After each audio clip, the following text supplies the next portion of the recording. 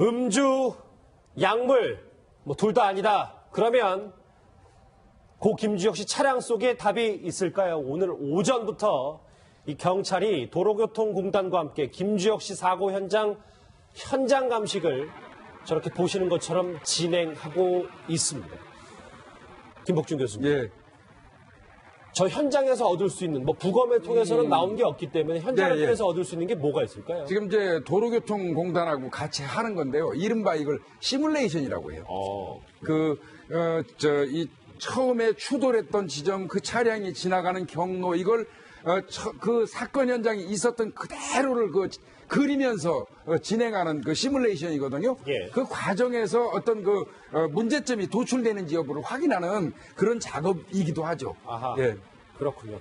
그렇다면 저 작업에서 조금 유의미한 것도 나올 수 있는 거죠? 시뮬레이션 하는 과정에서 우리가 생각지 못한 어떤 그 기계적인 게 이건 불가능한 상태가 이어졌다든지 뭐 이런 것 등등은 발견되는 경우가 왕왕 있어요. 오늘 오전 11시부터 시작한 현장 차량 정밀 조사 관련해서 현장 화면을 같이 보고 계십니다. 그 사이에 제 왼쪽과 오른쪽에 차량 전문가, 자동차 전문가, 연애 전문가 각각 나오셨습니다. 어서 오십시오.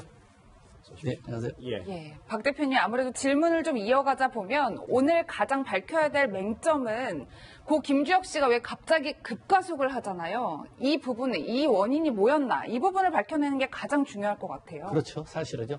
근데 이 차가 워낙 배기량이 크기 때문에 엑셀만 조금만 밟아도 급가속 됩니다. 맞아요. 이 기존의 차들하고는 완전히 달라요. 그래서 지금 속도 추정만 가지고 뭐 급발진이다 아니면 뭐 악셀을 밟았다가 아니라 이 차는 기존의 한국 차하고 비교해서는 안 되는 게 뭐냐면 고성능이란 말이죠. 예. 그러면 엑셀을 조금 밟아도 그냥 확 튀어나가는 입장인데 예. 이 차가 처음에 섰다가 가는 것이 아니라 서서히 굴러가다가 가는 거란 말이죠. 그렇기 때문에 그 상황에서 어떤 상황에서 엑셀 페달을 잘못 밟았을 경우에 조금만 밟아도 그는 급가속이 됩니다. 우리가 보기에는 급발진처럼 보일 수가 있어요.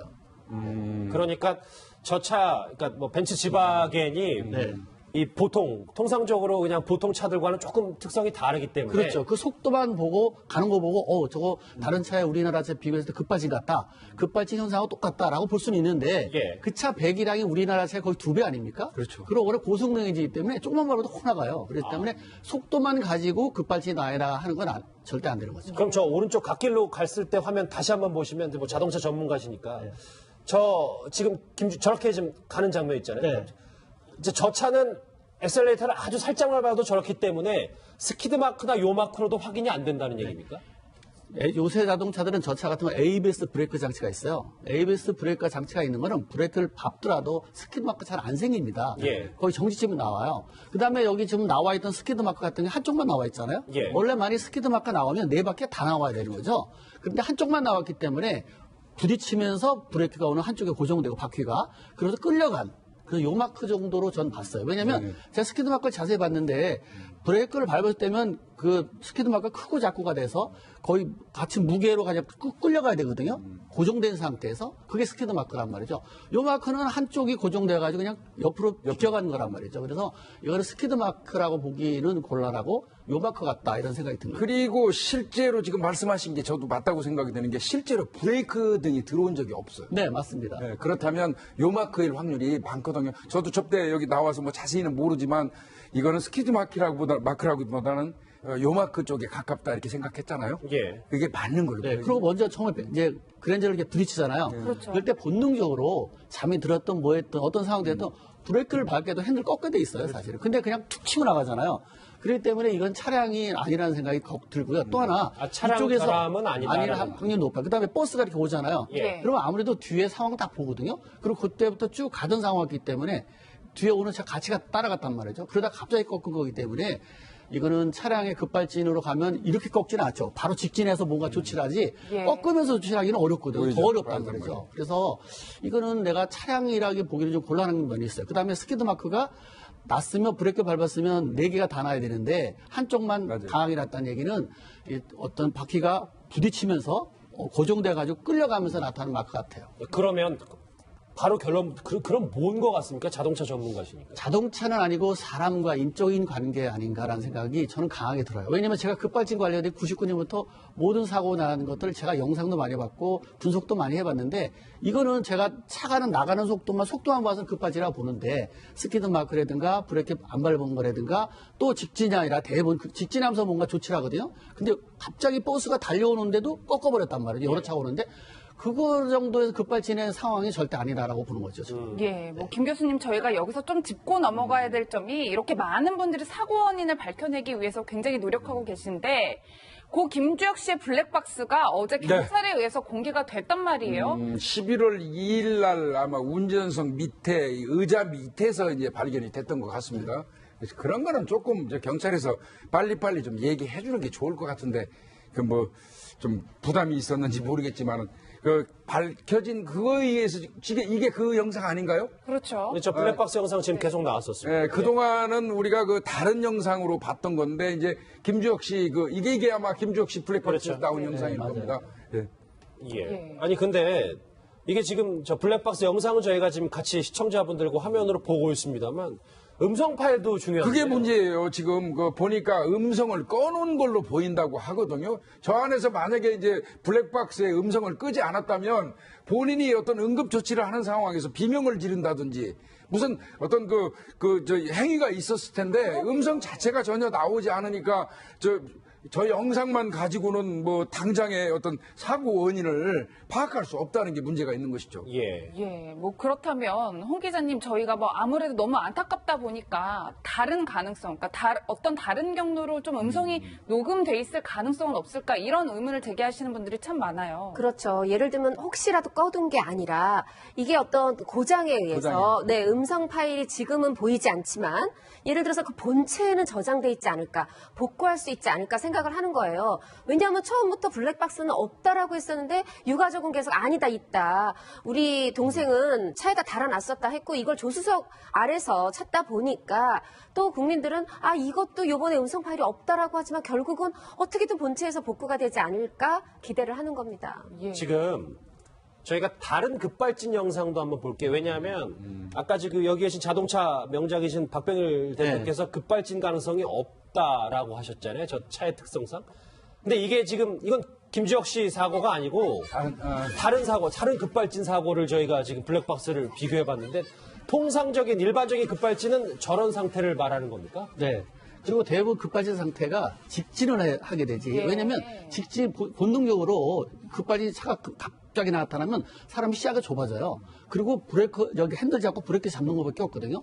핸들을 튼다든가 이런 거는 사실 좀 여유 있을 때 트는 거고 뭔가 피할 때 하는 건데 그동안에 급발진 사례 보게 되면 대부분 직진해서 나는 거고 그쪽에서 뭔가 조치하다가 사고가 나는 거거든요. 근데 이거는 들이치면은 어느 정도의 브레이크가 들어온 거 있어야 되고 또 직진해야 되는데 직진할 거리가 분명히 있었거든요. 그래도. 예. 근데 우측으로 꺾어지는 거 보니까 뒤에는 우측에 또 차가 여러 대가 왔는데 우측으로 꺾는 거 보면은 조금 차량은 아니다라는 생각이 들었던 거예요. 그렇다면 박 대표님 네. 우측으로 그 꺾을 당시에 고 김주혁 씨가 직접 핸들을 잡고 저희가 돌렸다라고 생각을 해야 되나요? 아니면 운전 능력을 상실해서 핸들을 기댄 채 몸이 우측으로 좀 기울었다 뭐 이렇게 판단을 해야 되는 거예요? 저는 이미 부딪히고 브레이크 안 밟았을 때부터 뭔가 조짐은 왔다고 봐요.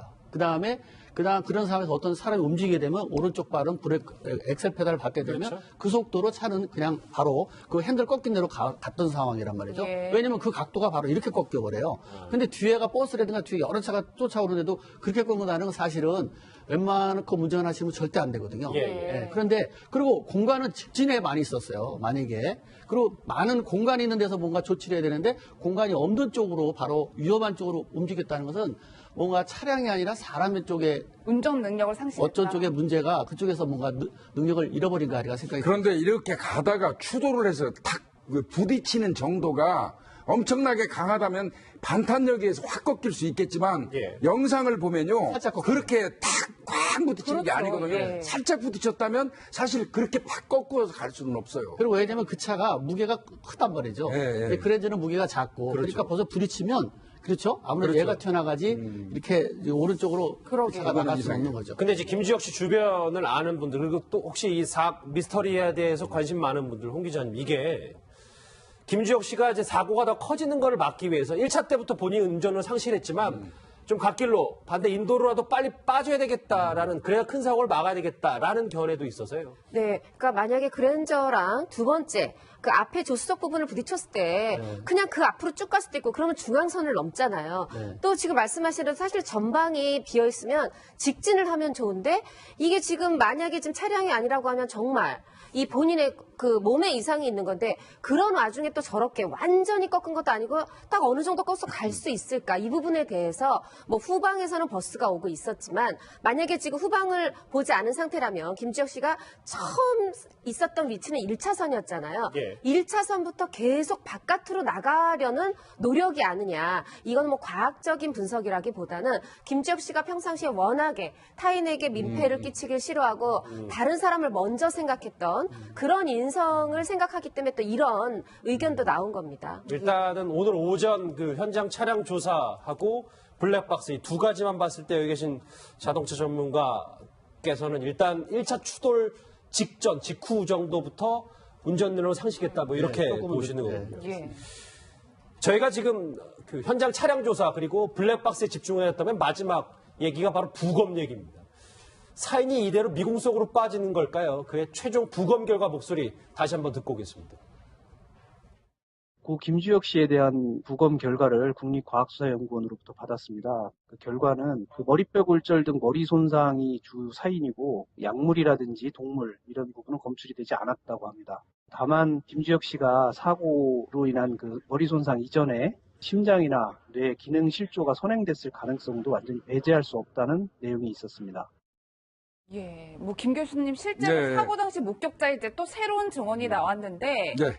당시 고 김주혁 씨가 선글라스를 착용하고 있었다고 하더라고요. 그리고 얼굴에는 핏기가 없었고 이마엔 좀 피가 흐르면서 핸들에 이렇게 기댄 채 있었다. 뭐 이런 증언들이 나오고 있어요.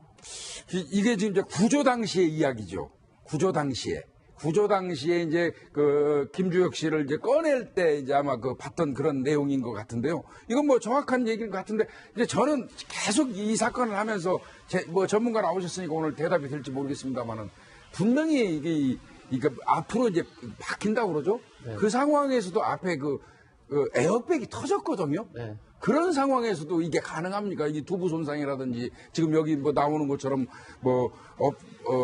그 선글라스 뭐 얼굴이 창백하고 이런 부분이 가능합니까? 원래 에어백이 터지게 되는 운전자를 안전벨트가 시트에 고정을 먼저 시킵니다. 아. 고정시킨 다음에 그다음에 에어백이 터지는 거예요. 예. 그래야 이게 다치지 않는데 그렇죠. 만약 이 시점이 안 맞으면 내가 얼굴을 가다 부딪히게 되면 그럴 수가 있죠. 그러니까 이론적으로는 원래 안전벨트로 운전자를 시트에 고정시킨 다음에 그다음에 에어백이 터지게 돼 있어요. 그러면 이제 내가 에어백이 터져도 3cm 정도의 거리를 뒀다면 내가 큰 충격을 안 받고 상처를 안 입을 수 있는데 만약에 그 거리를 못 맞췄다든가 아니면 안전벨트가 제대로 고정시키지 못했다든가 이러면 그 원칙을 벗어나가서 손상될 수 있죠. 아, 그 얘기인즉슨 에어백 여부와 상관없이 안전벨트가 제대로 역할을 못했다면 김주혁 씨의 사망에 크게 영향을 미칠 수 있다. 이런 맞습니다. 겁니다. 원래는 에어백이 그냥 터지는 것이 아니라 운전자를 먼저 안전벨트가 먼저 고정시킵니다.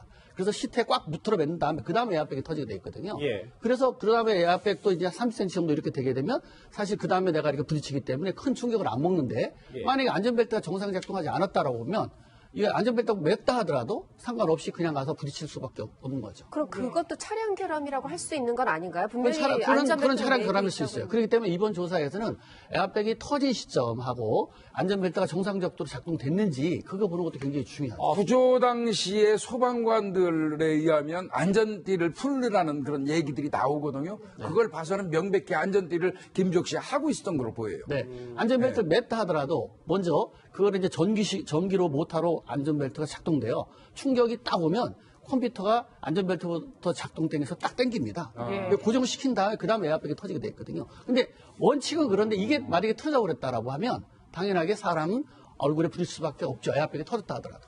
예. 그렇군요.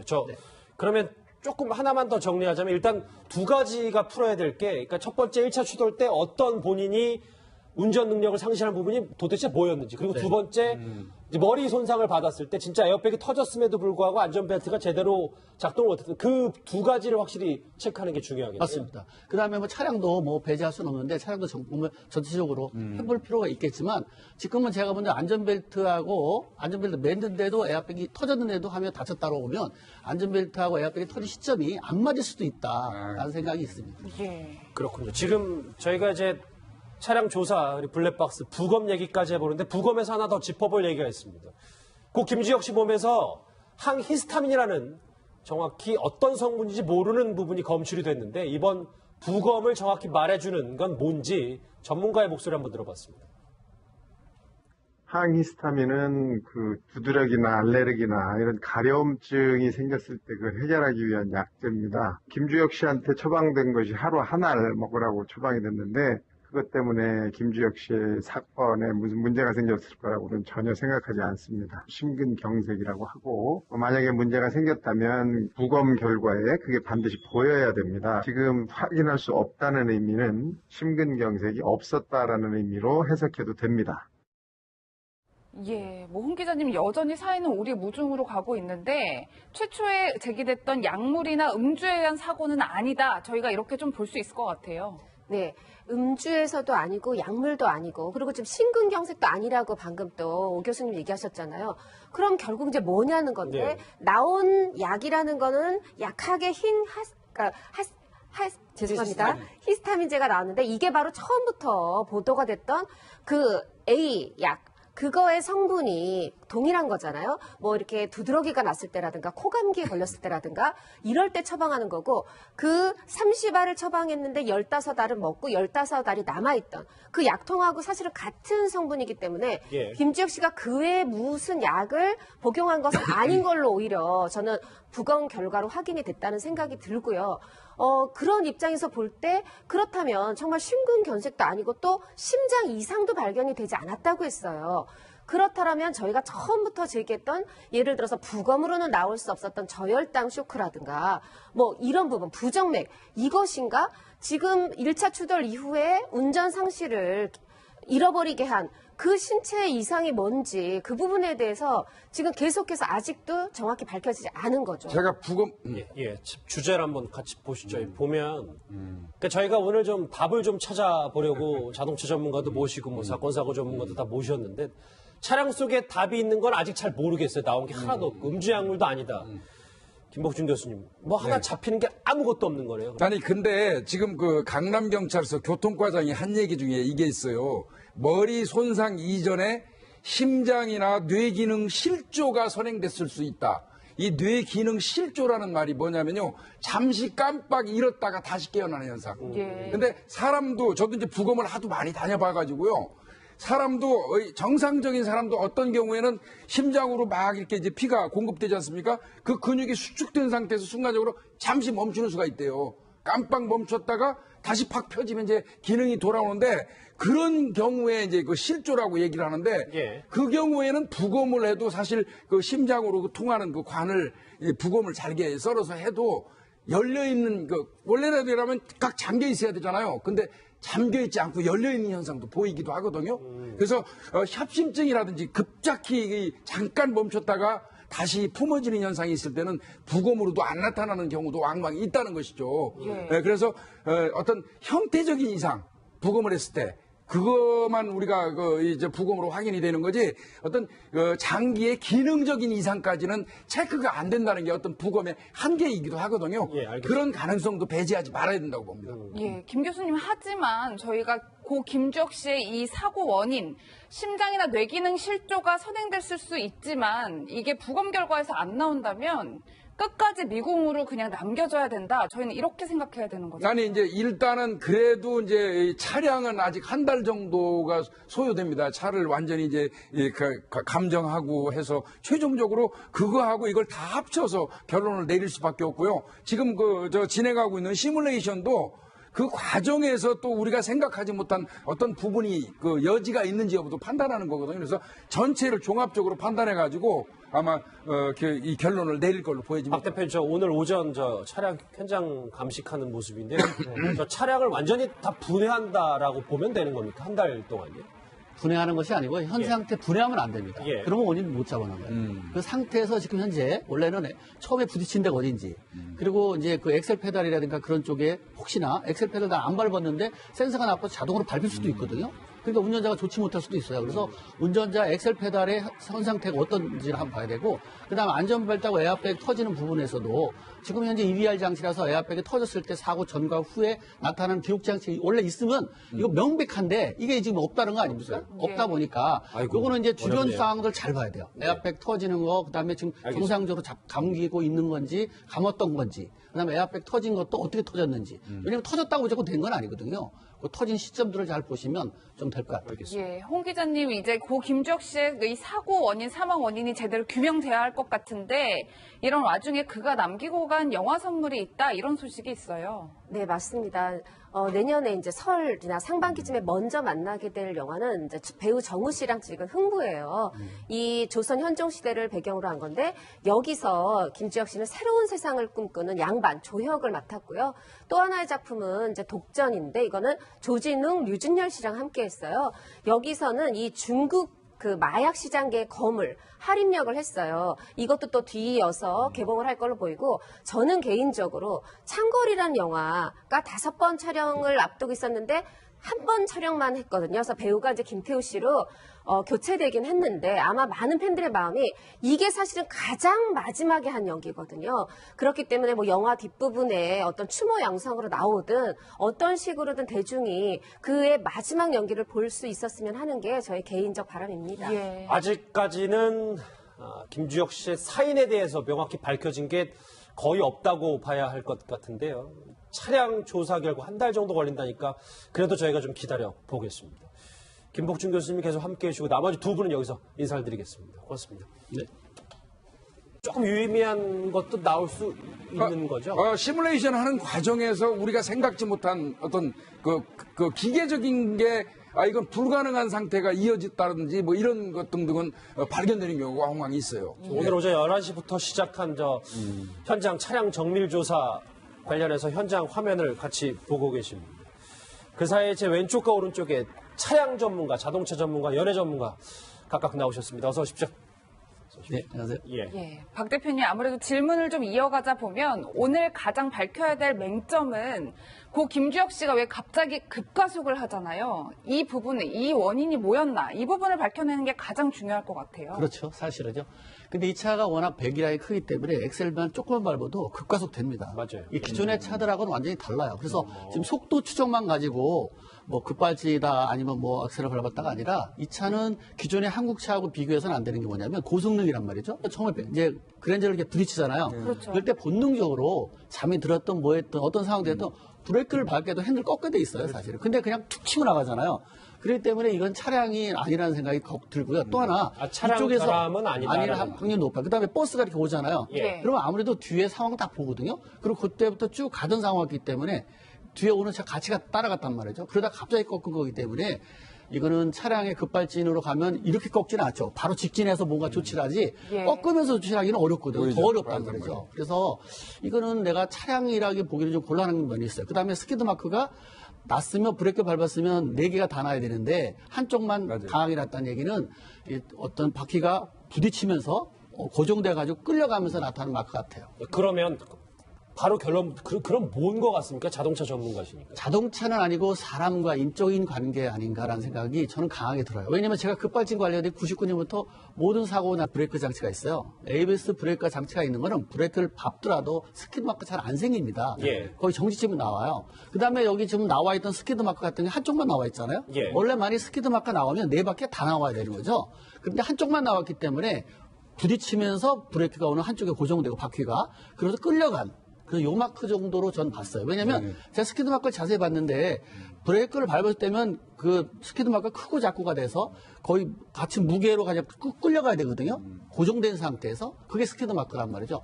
요 마크는 한쪽이 고정돼가지고 그냥 옆으로 비껴간 거란 말이죠. 그래서 이거는 스키드 마크라고 보기는 곤란하고 요 마크 같다, 이런 생각이 듭니다. 그리고 실제로 지금 말씀하신 게 저도 맞다고 생각이 되는 게, 실제로 브레이크 등이 들어온 적이 없어요. 네, 맞습니다. 네, 그렇다면 요 마크일 확률이 많거든요. 저도 접대 여기 나와서 뭐 자세히는 모르지만, 이거는 스키드 마크라기보다는 요마크 쪽에 가깝다 이렇게 생각했잖아요. 예. 그게 맞는 거예요. 네, 그리고 먼저 예. 그러면 엑셀을 조금 밟아도 그냥 확 튀어나가는 입장인데 예. 이 차가 처음에 섰다가 가는 것이 아니라 서서히 굴러가다가 가는 거란 말이죠. 그렇기 때문에 그 상황에서 어떤 상황에서 엑셀 페달을 잘못 밟았을 경우에 조금만 밟아도 그는 급가속이 됩니다. 우리가 보기에는 급발진처럼 보일 수가 있어요. 그러니까 저 차, 그러니까 뭐 벤츠 지바겐이 네.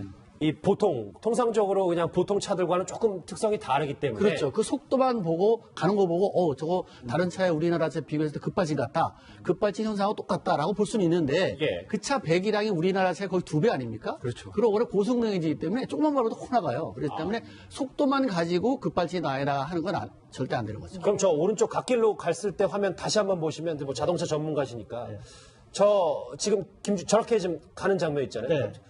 이제 저 차는 엑셀레이터를 아주 살짝만 밟아도 저렇기 때문에 스키드 마크나 요 마크로도 확인이 안 된다는 얘기입니까?